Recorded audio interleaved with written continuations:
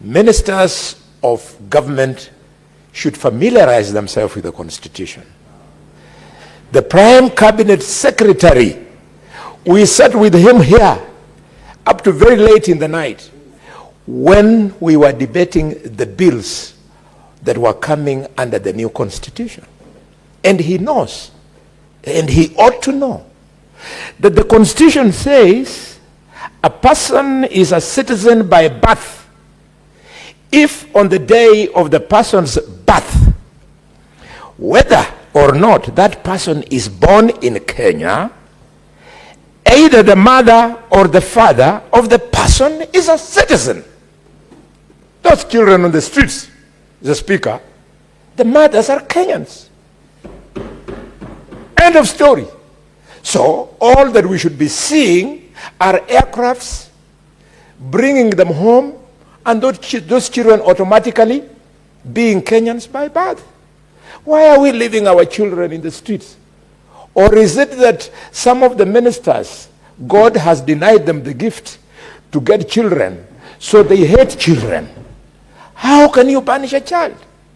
Look at how that statement, the Senator Okinyori, has connected very well with the program of Linda Mama. Linda Mama, Mr. Speaker, was allowing the woman in Ikolomani to deliver at Shibwe District Hospital and walk away. We have replaced it with the new program, and when I said it here, that comparing Taifa Care to Linda Mama is fraud, I was almost thrown out of the house. This is the fraud that I was talking about. This is the unconstitutional process that we are calling universal health care. How? And we are in this place speaking good English. People who understand the Constitution. We should help the government. The government has ministers who don't have the capacity either to read or to understand what they are reading, Mr. Speaker. Finally, Mr. Speaker, it concerns me on this issue of these young children who are out of the country. They are no different from the two Kenyan political activists who were locked up in Uganda for a long time. It disturbs me that it took the intervention of the former president and not the current president. This House is supposed to remind the executive that, Mr. Speaker, that if you get bonga points by interfering me at home, go and do it in the assembly. What is your point of order? Mr. Speaker, you know we must be stickler of the rules. Standing Order 105, statement of fact. When the senator, who happens to be the chief whip of government, goes on record and says that former president intervened on release of Kenyans, can he provide that evidence before this House? Because we don't want his say in Chang'an drinking dens in Kolomani to get to the floor of the House. He should just take Chang'an and stay there. Don't bring those things here. So can he withdraw or substantiate? Order. Can he withdraw? Order. Can he substantiate? Order. Senator for Nairobi City County. The Senator for Nandi is on a point of order, and therefore you cannot raise a point of order on him. Now, Senator for Nandi, it may be within your right to raise on a point of order, but the language you're using should be parliamentary. Now, Senator Boni, a point of order has been raised by the Senator for Nandi. You have asserted that there's some Kenyans who are released from Uganda pursuant to the intervention by the former president as opposed to the current president. We need, the point of order is that factual? If yes, would you provide the evidence? If you cannot provide the evidence, you proceed to withdraw and apologize, and proceed to conclude your thoughts. Thank you, Mr. Speaker. Mr. Speaker, I like your tone. You should further advise the Senator of Nandi that he is decades away from my experience in parliamentary palace. If he wasn't, he would be knowing that in this parliament a ruling has been made that a member is not expected to substantiate the obvious. Mr. Speaker, sir, Mr. Speaker, sir, I was saying this with maximum respect. You wait until it is your relative or yourself who has been locked in Uganda. Senator Boni, a point of order has been brought to you after having stated that the former president intervened for the release of 2 Kenyans from Uganda. Is that factual? And if it is, would you produce the evidence? If you can't, withdraw, apologize, and conclude your thoughts. Mr.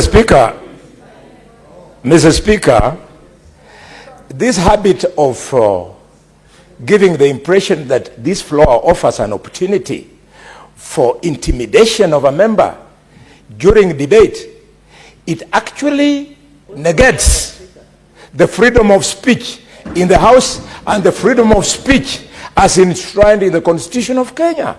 Let me make my point. If the Senator of Nandi is uncomfortable with the factuality of what I'm saying, let him express his discomfort and not hide in a point of order. You think my pedigree is somebody who does not know the difference between Senator 105 and... Senator Boni, order, Senator Boni. You'll be informed after you abide by my ruling. Proceed. I made a ruling on the point of order that had been raised. That point of order has been sustained, and therefore you are to proceed. Now, Senator for Nairobi City County, Senator Sifuna, you'll have a moment to speak. Senator Boni, Senator for Kakamega County, you either proceed to substantiate that allegation or withdraw, apologize, and proceed to conclude your comments. Mr. Speaker, I started this journey in politics at the age of 22. Now, bear with me. Bear with me, Mr. Speaker. It is just 5 seconds, I've finished. Right, at the age of 22, we fought for this constitution for so long, so much so that rather than respond to all things that have been said here, I choose to keep quiet. Senator Boni, if you cannot substantiate, the other option is not to keep quiet. Keeping silence is not an option under our standing orders. If you cannot substantiate, you proceed to withdraw and apologize. Proceed. Mr. Speaker, I see no evidence that I'm unable to substantiate. If such evidence is there, let it be adduced. I am very serious.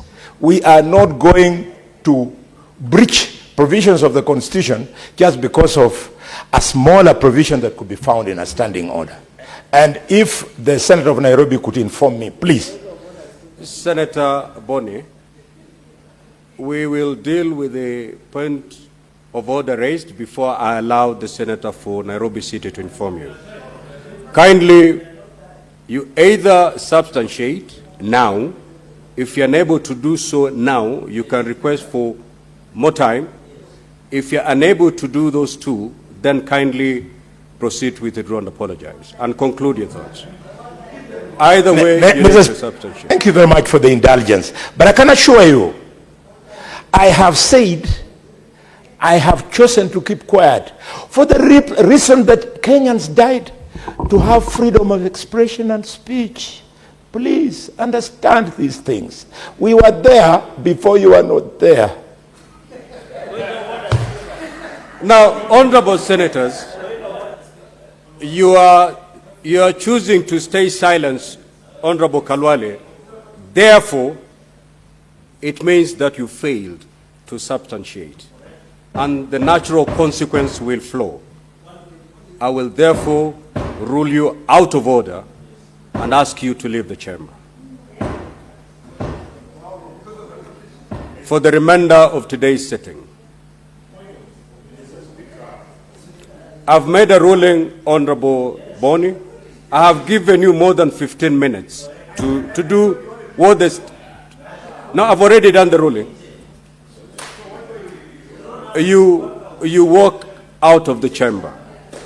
Mr. Speaker, I exactly walk out because I cannot allow this parliament to tamper with freedom of speech in this house and freedom of expression in general. Which my